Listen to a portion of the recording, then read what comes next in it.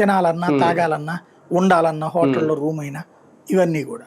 Plus hospitals ఎక్కువగా ఉండేటటువంటి ఏరియాలు, పల్లె ప్రాంతాల నుంచి కూడా లేదా పక్క రాష్ట్రాల నుంచి కూడా అక్కడికి వెళ్తారు. వాటికి కూడా అది కూడా జిఎస్టీనే కదా, హాస్పిటల్స్ అవి నడుస్తుంటాయి అనమాట. ఇవన్నీ కూడా ఒక రకంగా రాజధాని నిర్మాణ పనులు జరుగుతున్నాయి. చాలా మంది విదేశాల నుంచి వస్తున్నారు, పక్క రాష్ట్రాల నుంచి వస్తున్నారు, నిర్మాణాలు కూడా మొదలైనవి.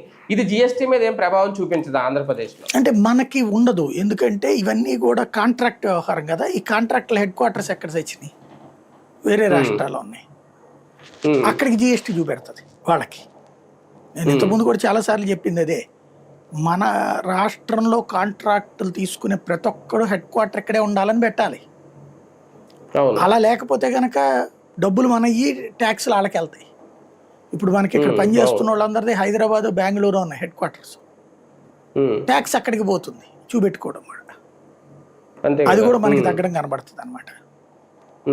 సార్ మామూలుగా కొన్ని కొత్త కంపెనీలు వచ్చినప్పుడు పన్నులు ఆటోమేటిక్ పెరుగుతాయి, కానీ మనకి ఒక పక్క స్పీడ్ ఆఫ్ డూయింగ్ బిజినెస్ అని చెప్తూనే 99 పైసలకి ఎకరం ఇచ్చారనో, లేదంటే వచ్చే కంపెనీలకి పన్ను మినహాయింపులు ఉంటాయి, కొన్ని వాటికి 50%, కొన్ని వాటికి 0%.